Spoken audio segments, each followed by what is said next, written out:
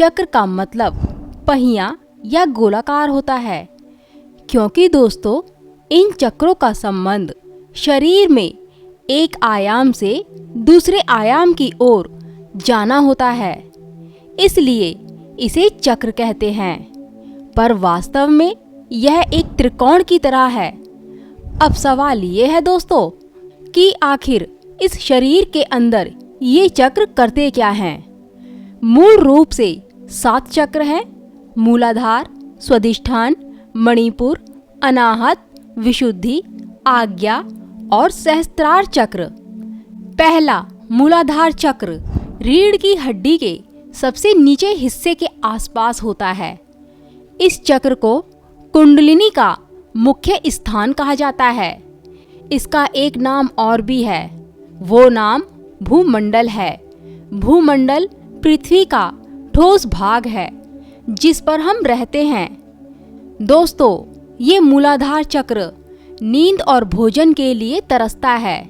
अगर आपने इस चक्र को सही से एक्टिव कर लिया तो यही चक्र आपको इन सब चीजों से ऊपर उठा सकता है। इस मूलाधार चक्र के नाम से ही साफ है दोस्तों कि यह चक्र जागृत होने पर हमारी जड़ और नींव को मजबूत कर देता है।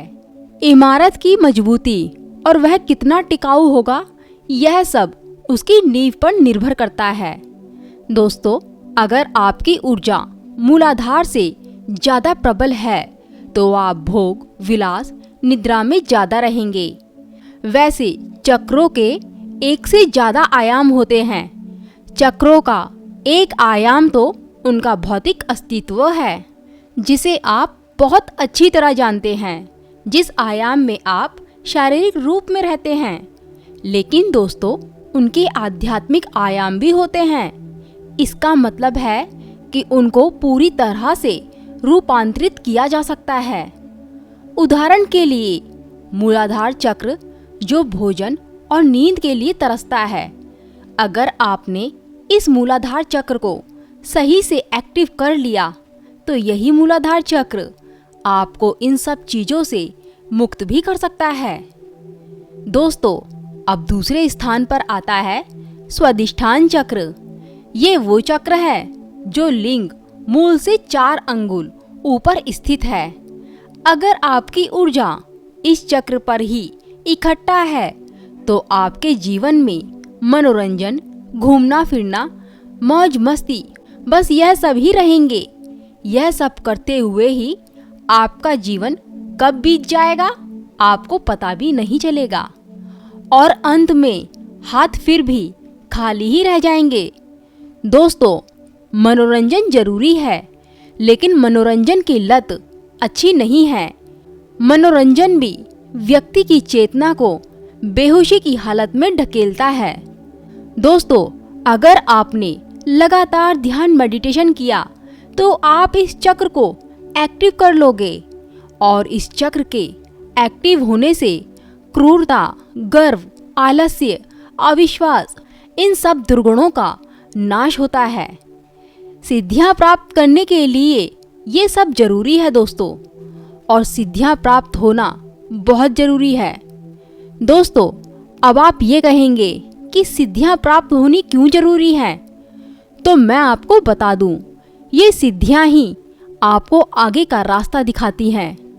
अगर आप किसी की दी हुई शक्ति से इन दूसरे, तीसरे, चौथे चक्रों को डायरेक्ट एक्टिव करते हो तो इन सिद्धियों का आप मिसयूज करने लगते हैं। अगर आप स्टेप टू स्टेप चलते हो तब आपके अंदर से नेगेटिविटी खत्म होती चली जाती है और आपके अंदर समझ बढ़ने लगती है कि इन सिद्धियों को कैसे और कहाँ यूज करना चाहिए। तो दोस्तों सिद्धियां भी बहुत जरूरी हैं, लेकिन आपका ध्यान सिद्धियों पर नहीं होना चाहिए। अब बात करते हैं तीसरे चक्र की। ये चक्र नाभि के स्थान पर होता है। जिस भी व्यक्ति की चेतना या ऊर्जा यहाँ पर इकट्ठा है उस इंसान को काम करने की धुन सी रहती है। ऐसे लोगों को कर्मयोगी कहते हैं। ऐसे लोग दुनिया का हर काम करने के लिए तैयार रहते हैं। इस चक्र को एक्टिव करने के लिए पेट तक श्वास लेनी चाहिए। दोस्तों, अगर आपने इस चक्र को एक्टिव कर लिया तो आपके अंदर से बहुत सारी नेगेटिविटी दूर हो सकती है। और वो नेगेटिविटी क्या है दोस्तों? तो मैं आपको यहाँ पर बता दूँ, जैसे कि इच्छा, ईर्ष्या, चुगली, लज्जा, भय, घृणा, मोह, मतलब इसको भी एक्टिव करने से ये सब दूर हो जाते हैं। ये चक्र मूल रूप से आत्मशक्ति प्रदान करता है।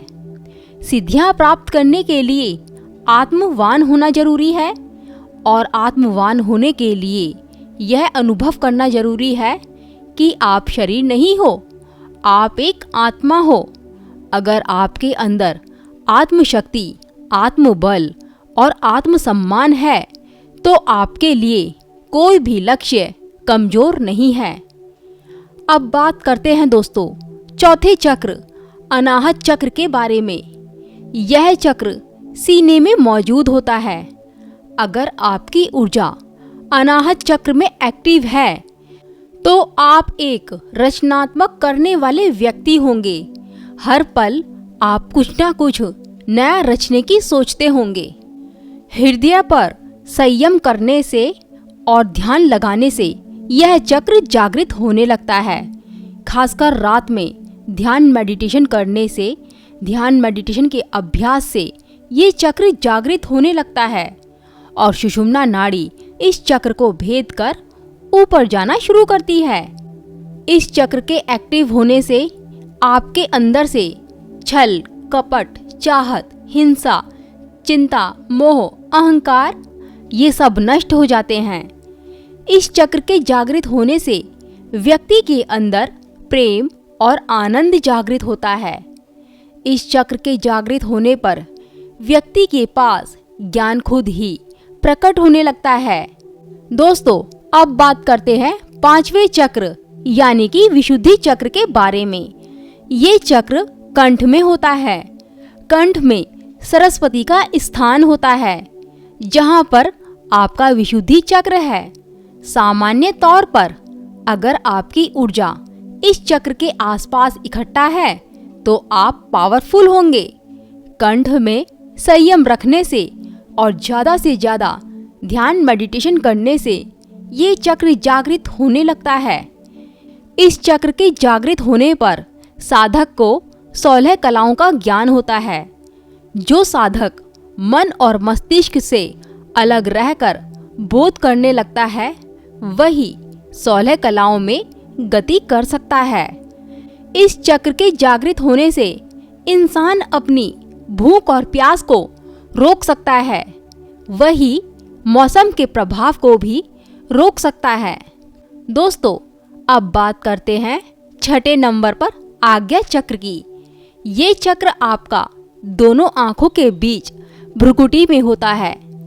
सामान्य तौर पर जिस भी व्यक्ति की ऊर्जा यहाँ पर ज़्यादा से ज़्यादा एक्टिव है तो ऐसा व्यक्ति बौद्धिक रूप से संपन्न, संवेदनशील और तेज दिमाग वाला बन जाता है।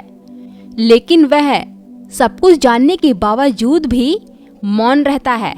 इस शक्ति को बौद्धिक सिद्धि कहते हैं। दोस्तों, इस चक्र को एक्टिव करने के लिए भ्रुकुटी के बीच में ध्यान लगाने से यह चक्र जागृत होने लगता है। यहाँ पर अपार शक्तियाँ और सिद्धियाँ निवास करती हैं। इस आज्ञा चक्र को एक्टिव करने से सभी शक्तियाँ जाग पड़ती हैं और व्यक्ति एक सिद्ध पुरुष बन जाता है। दोस्तों, अब बात करते हैं 7वें नंबर पर सहस्त्रार चक्र की। सहस्त्रार का स्थान मस्तिष्क के मध्य भाग में होता है, मतलब जहाँ पर चोटी रखते हैं। दोस्तों, यदि व्यक्ति यम और नियम का पालन करते हुए यहाँ तक गया है तो समझो दोस्तों, उसने यहाँ पर परमानंद की अवस्था प्राप्त कर ली है। ऐसे व्यक्ति को संसार, संन्यास और सिद्धियों से कोई मतलब नहीं रहता है। इस चक्र को जागृत करने के लिए मूलाधार से होते हुए ही सहस्त्रार तक पहुंचा जा सकता है। ज्यादा से ज्यादा ध्यान मेडिटेशन करने से यह चक्र जागृत हो जाता है। व्यक्ति परमहंस के पद को प्राप्त कर लेता है। अब दोस्तों, आप ये पूछेंगे कि आखिर ये परमहंस क्या होता है। दोस्तों, परमहंस शब्द उस व्यक्ति के लिए लागू होता है जिसने ईश्वर का अनुभव किया हो, जिसने ये जान लिया है कि मैं आखिर कौन हूँ, मेरा रूप क्या है, रंग क्या है, मेरा आकार क्या है, जो मैं अंदर हूँ।